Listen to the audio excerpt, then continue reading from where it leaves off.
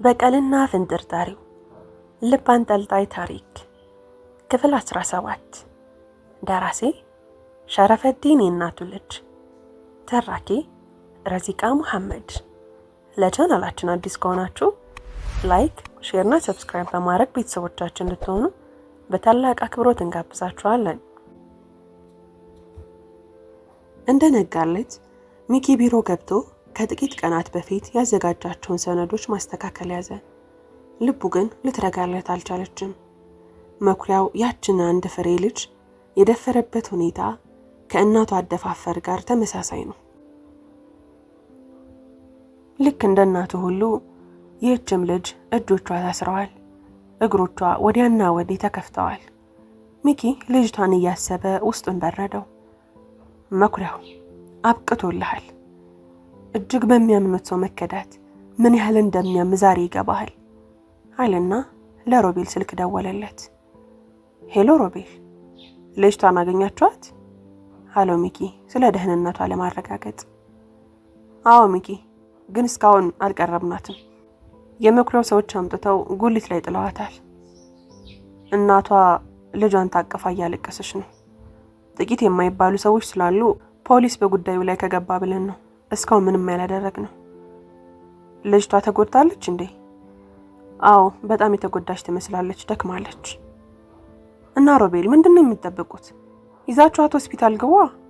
ህይወቷ እያለፈ ስለምን ፖሊስ ነው የምታወራው? እሺ እንዳልክ አለው ሮቤል። እባክህ ሮቢ ፍጠኑ፣ እኔ መኩሪያው ጋር ያለኝን ጉዳይ ጨርሼ እመጣለሁ። ሚኪ ስልኩን ዘጋውና በዝምታ ለጥቂት ጊዜ ለማሰብ ሞከረ። ልክ ከጠዋቱ 5 ሰዓት ሲል ወረቀቶቹን ይዞ ወደ መኩሪያው ቢሮ አመራ። ሚኪ 5 ሰዓትን የመረጠው የሁል ጊዜ የመኩሪያው ከስራ የመውጫ ሰዓት በመሆኑ ነው። ያሰበው ነገር ደግሞ ሊሆንለት የሚችለው መኩሪያው ለመውጣት የተጣደፈ ባለበት ጊዜ ነው። ሚኪ ቢሮውን አንኳኳ። ይግቡ አለ መኩሪያው። ጋሼ ሰላም ኖት? እንዴት ነው ለበረራው ተዘጋጁ? አለ ሚኪ በቆመበት። አዎ ተዘጋጅቻለሁ። እንዳውም ልወጣ ስል ነው የመጣኸው።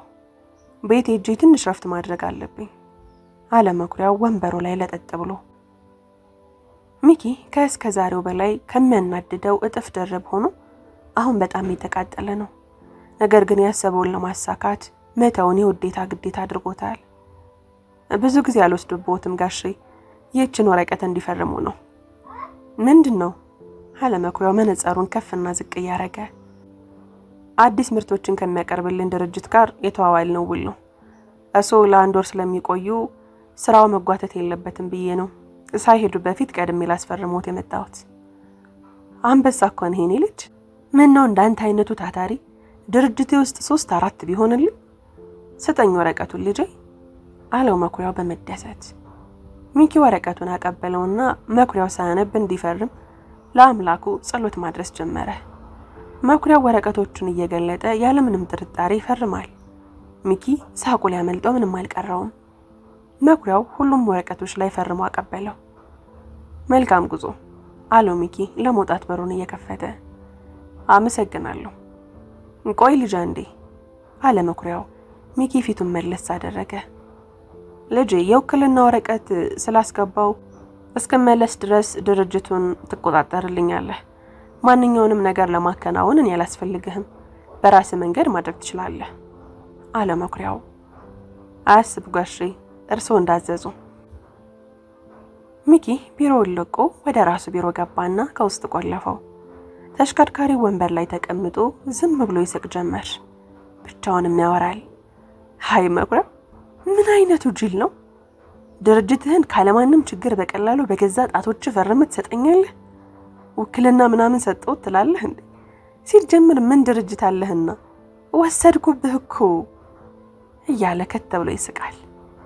ሚኪ ደግሞ መልሶ ይናደዳል፣ ወደ ነብርነት ይቀየራል። መኩሪያው እንደውም እንዳንተ ጨካኝ ባለመሆን ያመስግነኝ። አንገትህን አላረድኩትም ወይም ቤተሰብህን አልጎዳሁትም አለ ሚኪ ጠረጴዛውን በእጆቹ ተደግፎ ራሱን በመስታወቱ ትኩር ብሎ እያየ። ይህች ቀን ልጅነቴ ነች። ይህችን ቀን ለማግኘት ልጅነቴን አጥቻለሁ። ዛሬ መደሰቻዬ ቀን ነው። ለምን አዝናለሁ? አባዬ ንብረትህን አስመልሻለሁ። አሁን ነፍስህ በሰላም ታርፋለች። በልጅህም ትኮራበታለህ። ጥቂት ቀናት ብቻ ጠብቅ። መኩሪያው በህዝብ ፊት ተዋርዶና ተንቆ ዘብጥያ ይወርዳል አለ ሚኪ ድምፁን ዝቅ አድርጎ። ከኋሊት ኪሱ ያወጣውን የአባቱን ጉርድ ፎቶ አዘቅዝቆ እያየ ሚኪ ቢሮውን ቆለፈና ተጠቂዋን ልጅ ለማየት እነ ሮቤል ያሉበት ቅዱስ ሆስፒታል ወደዛ መራ። እንደደረሰ ልጅቷ በቂ ሕክምና እንደተደረገላት ነበር። ሮቤል፣ ሂዊ እንዲሁም የልጇ እናት፣ የሰፈሩ ሰዎች የድንገተኛ ክፍሉን በራፍ ከበው ቆመዋል። ሚኪ እነ ሮቤል ጋር በማምራት ልጅቷ እንዴት ናት አላቸው የማንሾካሾክ ያህል። ደህና ትሆናለች ብዬ አስባለሁ አለው ሮቤል። ምን ማለት ነው? ይሄ ለህይወቷ ያሰጋታል እንዴ? ሚኪ በድጋሚ ጠየቀ። አናውቅም፣ ዶክተሩ መጥቶ ምንም አላለንም ሂዊ መለሰችለት። ምንድነው ያስከው ወረቀት አለው ሮቤል። ሂዊ ሮቢ አደረኩት እኮ አላቸው ሚኪ ገለጥ አድርጎ እያሳያቸው። በቃ ቤት ስንደርስ በዝርዝር እናወራበታለን አለው ሮቤል። በመሃል ዶክተሩ ከድንገተኛ ክፍል ወጣ። ወራቸውን ትተው ወደ ዶክተሩ አመሩ። እናቷን ልጄ እንዴት ናት ዶክተር አሉ እያለቀሱ። አይዞት ደህና ናት፣ ግን በወንድ ጥቃት ደርሶባታል። ምን ማለትህ ነው ዶክተር? እንደው ምን አድርጋቸው ነው የኔን ምስኪን ልጅ የሚደበድቧት አሉት። ማዘር አዝናለሁ፣ ይህንን ስሎት ግን ማወቅ አለብዎት። ልጆት ተደፍራለች። ምን? ልጄን? አንድ አይኔን? ጉድ ሰሩኝ፣ ልጄን ቀሙኝ። እናቷ ሆስፒታሉን በጩኸትና በእየየ ያደበላለቁት። ማዘር ይረጋጉ፣ አሁን ላይ በህይወት አለች። መድኃኒቶች ተሰጥቷታል። ከግማሽ ሰዓት በኋላ ትነቃለች። ስለዚህ እንዲያ ይሁኑ አላቸው ዶክተሩ። ሚኪና ሂዊ እናትየውን ደግፈው እንዲረጋጉ ጥረት አደረጉ። ሮቤል ግን ዶክተሩን ተከተለው። ዶክተር አንዴ ቆይ አለው ሮቤል። አቤት። ልጅቷን እናቷ ይዘው ሲያለቅሱ አይተን እኛንን ከመንገድ ይዘናት የመጣ ነው። አስፈላጊውን ወጪ እኛ እንሸፍናለን አለው ሮቤል። እንተባረኩ፣ ሰውን መርዳት የሚችሉ ጥሩ ልብ ያላቸው ብቻ ናቸው ብሎ መለሰለት። ሽበት የወረረው ዶክተር ያው ቤተሰብ ስላልሆንን ልጅቷን ማየት አይፈቀደልን ይሆናል፣ ግን ሁኔታውን አይተን አስፈላጊውን ነገር እንድናሟላላት ገብተን ብናያት ብዬ አስባለሁ። ስለዚህ ልትፈቅድልን ትችላለህ? ችግር የለውም፣ እተባበራችኋለሁ። ከአንድ ሰዓት በኋላ ልታያት ትችላላችሁ። እንደውም እያሰብክ ያለሁት ምን መሰለህ፣ አካላዊ ቁስሏ በጥቂት ቀናት ውስጥ ይድናል። ነገር ግን ስነ ልቦናዋ ሊቃወስ ይችላል። ብዙ ጊዜ እንደሱ አይነት ተጠቂዎች ራሳቸውን በቶሎ ማግኘት አይችሉም። ስለዚህ ከዚህ ስትወጣ የስነ ልቦና ሐኪም ጋር ብታሳዩት ጥሩ ነው። ዶክተሩ የመፍትሄ ሐሳብ ያለውን እግረ መንገዱን አክሎ ነገረው። እሺ ዶክተር እናመሰግናለን። ልጅቷ ከግማሽ ሰዓት በኋላ ነቃች። እነ ሚኪም በተፈቀደላቸው መሰረት ከአንድ ሰዓት በኋላ ሊያዩት ገቡ። ልጅቷ ስታያቸው ተረብሻ ነበር። የመኩሪያው ሰዎች መስለዋት እጅግ ፈራች። ነገር ግን እናቷ እየረዷቸው እንደሆነ አሳምኗት ተረጋጋች። እነ ሚኪ ትንሽ ከተጫወቱ በኋላ 20 ሺህ ብር ቼክ አበርክተውላቸው ችግር ከተፈጠረ ስልክ እንዲደወልላቸው ስልካቸውን አስቀምጠውላቸው ወደ ቤታቸው አመሩ። ወደ ቤት እንደገቡ ሚኪ ሊያስቀምጣቸው እንኳን አልቻለም። መኩሪያውን በቁሙ ቀበርኩት እያለ ወረቀቱን ሰጣቸው። ለአንተ ደስ ብሎኛል። ሂዊ ጉንጩን ሳመችው።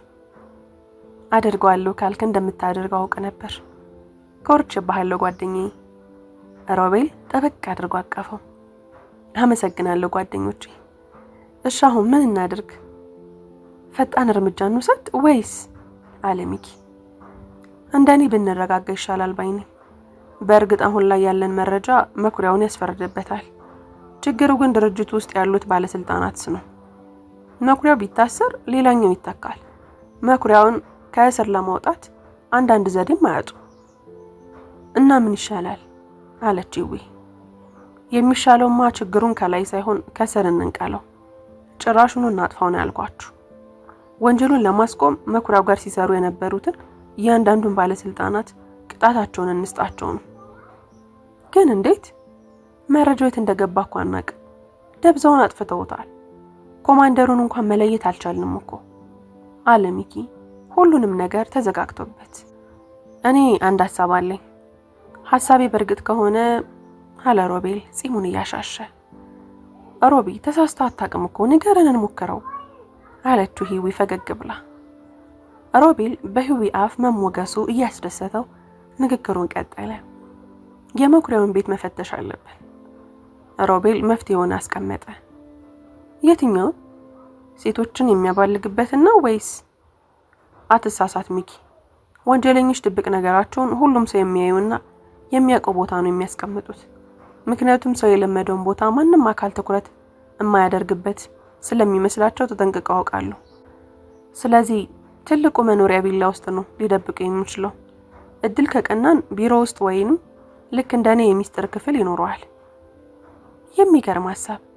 እኔ በማንኛውም ሰዓት ዝግጁ ነኝ። መች እናድርገው አለችው። በደንብ አቀደንበት እናድርገዋለን። ሁሉም ትልቁ መኖሪያ ቤት ያለውን ቢሮ ለመበርበር ተስማምተው ተለያዩ። ሚኪ ቤቱ ደርሶ ብቻውን ማሰብና አረፍ ለማለት ስለፈለገ ሂዊን መንገድ ላይ አውርዷት ወደ ቤቱ ገሰገሰ። ቤቱ ደርሶ በራፉን ለመክፈት ሲሞክር በራፉ አልተቆለፈም። በሰውነቱ ሲታከከው በራፉ ተከፈተ።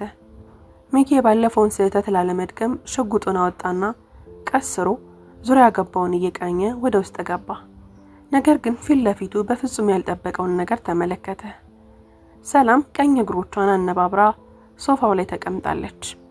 የጭንቀቱን እጁ ላይ ያለውን ሽጉጥ ለመደበቅ ተውተፈተፈ። ለመደበቅ አትሞክር አለችው። ሰላሜ ብሎ ሲጠጋት ቅድም በድንጋጤ ያላየው የአባቷ ፎቶ በሰላም እጁ ላይ ተንጠልጥሎ ተመለከተው። ከዓይኖቿ እንባ እየፈሰሰ ነው። ሽጉጥ ታጥቀ ነው እንደምትዞር አለችው ሰላም። አያይ ራሴን ለመከላከል ብቻ ነው። ባለፈው ያንን ነገር ሁሉ ከተፈጠረ በኋላ መጠንቀቅ እንዳለብኝ ገባኝ አላት እየተሸማቀቀ። ታዲያ ለምን እንደነገጥክ? ፊቴ የተረበሸ ይመስላል። ሰላሜ ያንቺን እዚህ መኖር አልጠበቅኩም ነበር፣ ለዛ ነው አላት እየተጠጋት። አትቅረበኝ። ደግሞ የኔ እዚህ መገኘት ሊያስደነግጥህም ሆነ ሊገርምህ አይችልም።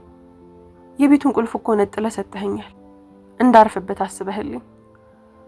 ሰላሜ ንግግሮች ሁሉ ተቀይሮብኛል። ደግሞ እሱን ፎቶ ከየት አገኘሽው? ሰላሜ ሚስጥር ክፍሉን እንደበረበረሽ ገብቶታል። እያሳቀቀ ሊያስረሳትና ጥያቄዎቿን ለማደባበስ በድራማ መስራት ጀመረ። እሱንም አንተ ንገረኝ እንጂ የኔ አባት ከዚህ ቤተሰብ ጋር ምን ይሰራል? ፎቶውስ እዚህ ምን እያደረገ ነው? ከአቋሟ ዝንፍ የማትለውና አይበገሬዋ ሰላም ፎቶውን ፊቱ ላይ ወረወረችበት። ሌላ ጊዜ ቢሆን ከሚኪ አንደበት የሚወጡ ቃላቶችን ከፈጣሪዋ የወጡ እስኪመስላት ድረስ ታምናቸውና ትቀበላቸው ነበር። አሁን ግን ሊሸነግላት አልቻለም። እኔም አላቅም፣ ዝም ብሎ ፎቶ ይመስለኛል። ቢሮ ፋይል ሳገላብጥ አገኘሁት፣ ከዛም ስለወደድኩት ይዤው መጣሁ በማለት አይኑን በጨው አጥቦ ነጭ ውሸት ነገራት። የማምንህ ይመስልሃል? አንዲት ሴትና አንድ ወንድ መሀል ላይ ሕፃን ልጃቸውን አቅፈው ከጎኑ ደግሞ አባቴ ቆሟል። ይሄ ዝም ብሎ ፎቶ ብቻ ነው? ንገረኝ፣ አባቴን የት ነው የምታውቀው? አለችው እያጉረጠረጠች። መንገድ የዘጋብን ምሽት ነዋ አላት ድርቅ ብሎ። እሺ ፎቶ ይሄኛውስ? አለችው ሰላም እጇ ላይ የቀሩትን ሁለት ፎቶዎችን እየበተነችለት። አንደኛው ሚኪ ካደገ በኋላ ከእናቱ ጋር የተነሳው ፎቶ ነው። ሌላኛው ደግሞ የመኩሪያው ቀንደኛ ጠላት መሆኑን የሚያረጋግጥ ነው። መኩሪያው ብቻውን የተነሳው ሙሉ ፎቶ ሲሆን በቀይ ቀለም በትልቁ የኤክስ ምልክት ተደርጎበታል። እያቸው በደንብ ፎቶዎችን። ያኛው ልጅ ሆነ የተነሳው ነው፣ ይሄኛው ደግሞ ካደገ በኋላ። እስኪ ከሶስተኛው ፎቶ ጀርባ ምን እንዳለ ማየት አትፈልግም? አለችው። ሚኪ ከጀርባው ምን እንዳለ ቢያቅም እንዳለችው አደረገ። መኩሪያው እጅግ አፍንጫ ስር ቀርቤ መቀበሪያህን እየማስኩልህ ነው። እመነኝ፣ ፍትህን በራሴ እጅ ላሰፍናት ጥቂት ጊዜ ነው የቀረኝ ይላል ከፎቶ በጀርባ የተጻፈው። አሁንስ ትዋሻለህ? ለመከር ትሞክራለህ? አባቴ ምን ቢያደርግህ ነው? እኔስ ምን አጠፋው እንዴ የምታደርገኝ? ሰላም ለቅሶ አለቀቀችው። ሰላሜ፣ አንቺን ማጣት ስላልፈለኩ ነው ሁሉንም ነገር የዋሻውሽ። ዝም በል ሚኪ፣ ምንም አትበለኝ። አንተ እኮ የአባቴ ጠላት ነህ። በቃ ያው ሁሉ ነገር ውሸት ነበር። ህይወቴን እሰጥሻለሁ ያልከኝ እያስመሰልክ ነበር። የእናቴ ምትክ ነሽ ያልከኝስ ሁሉም ነገር ድራማ ነበር። ቅንጣት ያክል አታፈቅረኝማ። የቀረብከኝና ያ ሁሉ አጋጣሚ ያቀደህበት ነው አይደል? ሰላሜ፣ አባትሽ ጋር ባለኝ ጉዳይ አንቺን አልተጠቀምኩብሽም። እመኝ፣ ሁሉም ነገር እውነት ነው። ከልብ ያፈቅርሻለሁ ሰላሜ አላት። አሁንም ታስመስላለህ እንዴ ሚኪ? ተው ይብቃ። ከዚህ በላይ አትጉዳኝ። እኔ እኮ ካንተ ውጪ ምንም የለኝም። አንተ ጋር ሰውን ብቻ ነበር የዚች ምድር ጣፋጭ ነገሮች የሚታዩ። ነገር ግን ህልም ውስጥ ነበርኩ ማለት ነው። ድንገት ስነቃ ፍቅረኛዬና የምመካበት ሰው የአባቴ ጠላት ሆኖ አገኘሁት አለችው፣ እንባ አለቅጥ እየፈሰሰ። ሰላም፣ አባትሽ ምን ያህል አውሬ እንደሆነ ስታቂ ያልሹ በሙሉ ይጸጽትሻል አላት በጣቱ እየጠቆመ። ምንም አታፍርም? ካንተ በላይ አውሬ የትም አይገኝም። አባቴን አውቀዋለሁ፣ በጣም ጥሩ ሰው ነው። አንተ ግን ጭራሹን አላውቅህም። የለየልህ ውሸታም ነህ አለችው እየተንዘፈዘፈች። ሰላሜ፣ መኩሪያው ጥሩ ሰው ነው ስትይ ሰማው ልበል? ሚኪ ንዴቱ ከቁጥጥር ውጭ ሆነበት። የማታውቀው ሚኪ ሆነባት። ሰላም፣ ተሳስተሻል። አዎ የአባትሽ ጠላት ነኝ። መኩሪያውን እስከ መጨረሻው በቁሙ በቀብረው እንኳን ውስጥ ያለው ንዴት አይወጣልኝም። ምክንያቱም አባትሽ ልጅነቴን ነጥቆኛል፣ ደስታዬን ወስዶብኛል፣ እድገቴን አቀጭጮብኛል፣ ቤተሰቤን አፈራርሶታል። ከ13 ዓመቴ ጀምሮ አባትሽ በህልሜ እየመጣ ሲያስደነግጠኝና ሲረብሸኝ ነው እዚህ የደረስኩት። ተኛ አትቀስቅሽብኝ አላት ከቤቱ በላይ እየጮኸ። ሚኪ ሲናገር መላ ሰውነቱ አብሮት ይጨፍር ነበር። ሰላም እንባዋን እያዘነበች ቦርሳዋን አንጠልጥላ ለመውጣት ወደ በሩ ሄደች። በሩን ከፈተችና ቆመች። ሚኪ አለችው። ምንም መልስ ሳይሰጣት ጀርባውን እንዳዞረና እጆቹን ሽጉጡ ላይ እንዳደረገ ወዲያ ወዲህ እንጎራደዳል። ሚኪ፣ አባቴን ለመበቀል እኔን ቀርበህ እንዲህ ልቤን ከምታቆስለው እንደ መካሻ ብታግተኝና ሽጉጥ ብትደቀንብኝ ይሻለኝ ነበር። እዚህ ጋር አብቅቷል የህልም ሩጫችን አለችውና በእንባ የጨቀየውን ፊቷን እየጠራረገች በሩጫ ወደ መኪናዋ ተፈተለከች። ሚኪና ሰላም ከተለያዩ 1 ሳምንት ሞላቸው። ሁለቱም ክፉኛ ተጎዳድተዋል። ልባቸው ቆስሏል። ሚኪ ብዙ ጊዜ ስልክ ቢደውልም ሆነ መልእክት ቢልክላትም ከሰላም የሚመጣ ምንም አይነት መልስ የለም። ሁለቱም የዕለት ተዕለት ክንውናቸውን እርግፍ አድርገው ትተውታል። ተቀምጠው ማልቀስ፣ ያሳለፉትን የፍቅር ጊዜያት በሙዚቃ እየቀላቀሉ መከለስና ቃል የተገባባቸውን ነገሮች እያሰቡ መፍሰስ የዘወትር ስራቸው ሆኗል። ሚኪ ሰላምን ያህል ባይሆንም ተጎሳቁሏል። እነ ህዊን ራሱ ዘንግቷቸው ብቻውን መሆንን መርጧል። ሰላም ደግሞ ነገሮች ሁሉ ተደበላልቀውባት ተሽመድምናለች። ይህችን ዓለም አምራ ጠልታታለች። የሚያፈቅሩትና የሚያምኑትን ሰው ድንገት ሽፋኑ ተገልጦ ሌላ አይነት ሰው ሆኖ ሲገኝ ያማል። በዛ ላይ ሰላም የውስጧን አውጥታ የምትተነፍስለት ይሄን የምትለው ሰው የላትም። ሁሌ እንደምታደርገው ከማስታወሻዋ ጋር ታወራለች። ሁሉንም ነገር ልቅም አድርጋ ለወረቀቷ ትነግረዋለች። አንዳንዴ እየጻፈች የምትገልጸው ነገር ሲከብዳትና ያለፈው ጥሩ ትውስታዋ ፊቷ ላይ ድቅን ሲልባት ስቃይዋን ያብሰዋል። እንባዋ ከየትኛውም ግድብ አልፎ እንደመጣ ግልጽ ባይሆንም ወረቀቷ ላይ ዝርግፍ ይልና የጻፈችውን ያበላሽባታል። በራሷ ትናደድና ወረቀቱን ቀዳ ጥላ ማስታወሻዋን ተዘጋና ጋደም ትላለች። ዳሩ ግን እንቅልፍ ባይኗ ዝር አይልም። አእምሯ ከሚወጥሯት ሐሳብ እረፍት ባያደርግም ወገቧን ግን ታሳርፈዋለች። ጥሩነቱ ሰላም ለአባቷ ደውላ ስለ ሚኪ ምንም አላለችም። እንደውም ልታገኘው ሁሉ ጥረት አላደረገችም። ሂዊና ሮቤል የሚኪ በድንገት እንደዚህ ራሱን መጣል ስላስጨነቃቸው በተደጋጋሚ አብረውት ለመሆን ሞክረዋል። የሆነውን እንዲነግራቸው አጥብቀው ጠይቀውታል። እሱ ግን ያልተፈጠሩ ያህል አግልሏቸዋል። ይሄ ነገሩ ቢያስከፋቸውም ብቻውን አልተውትም። እንደ ጓደኛ ሳይታክቱ ጠይቀውት እንዲሆነበትን ምክንያት ሊያውቁ ችለዋል። ሂዊ፣ አንድ ነገር ማድረግ አለብን። መኩሪያው ለመመለስ 20 ቀናቶች ብቻ ነው የቀሩት። በዚሁ ከቀጠልን የለፋንበትን ውሃ በላው ማለት ነው። ታዲያ ምን ይሻላል? ሚኪ እኮ ምንም ነገር መስራት አይፈልግም አለችው ሂዊ። መኩሪያው ቤት ገብቶ መፈተሹን ሁለታችን ማድረግ እንችላለን። እንደውም እግረ መንገዳችንን የሚኪን ፈገግታ ማስመለስ እንችላለን አላት። እንዴት? ቪላው ጋር አብረን እንሄዳለን። ከዛ ሰላምን ያለውን እውነታ ሁሉንም ነገር ነግረን ታሳምኛታለሽ አንቺ። እኔ ደግሞ ቤቱን እበረብራለሁ። በአንድ ድንጋይ ሁለት ወፍ ማለት ነው። ፍቅረኛሞቹን ወደ ቀድሞን መልሳቸዋለን። ስራችንንም እንሰራለን። ምርጥ ነገር ነው። እናድርገው ያቀተንም አለችው ሂዊ ኮፈስ ብላ። በፍጠኝ፣ አሁኑኑ ለሰላም ደውይላት። መቼ? አሁን? አዎ አሁኑኑ መሞከር አለብን። ሂዊ ቁጥሯን ነካክታ ለሰላም ደወለችላት። ሄሎ ሰላሜ፣ ምን ፈልገሽ ደወልሽ? አንቺስ የሱ ተባባሪ ነሽ? ሁሉን ነገር ታውቂያል ነበር? ደግመሽ እንዳትደውይልኝ አለች ሰላም ስልኩን ጆሮዋ ላይ ልትዘጋባት አስባ። ሰላም ቆይ እንዳትዘጊው፣ ማወቅ ያለብሽ ነገር አለ። ማለት?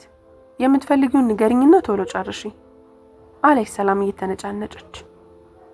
ሰላም፣ ይሄ ስለ ሚኪና ስላንቺ አይደለም። ይሄ ስለ እናትሽና ስለ ሌሎች ምስኪን ሴቶች ነው። ስለዚህ በስልክ ሳይሆን በአካል ላናግርሽ ነው የምፈልገው። ስለ እናቴ ምን? አለች ሰላም ነገሩን ለማወቋቁታ። እሱን ስንገናኝ እናወራለን። አሁን መኖሪያ ቤትሽ የመጣው ስለሆነ ለጥበቆቹ እንዲያስገቡኝ ንገሪያቸው አለቻት ፈርጠም ብላ። ሂዊ ስልኩን ዘግታ ለሮቤል እንድትስማማሽ ነገረችው። ሮቤልም ለፍተሻ የሚያስፈልጉትን መሳሪያዎች አነስ በመተለዋ የእጅ ቦርሳው በማሸግ ወደ መኩሪያው መኖሪያ ቤት ገሰገሱ። ክፍል 18 ይቀጥላል።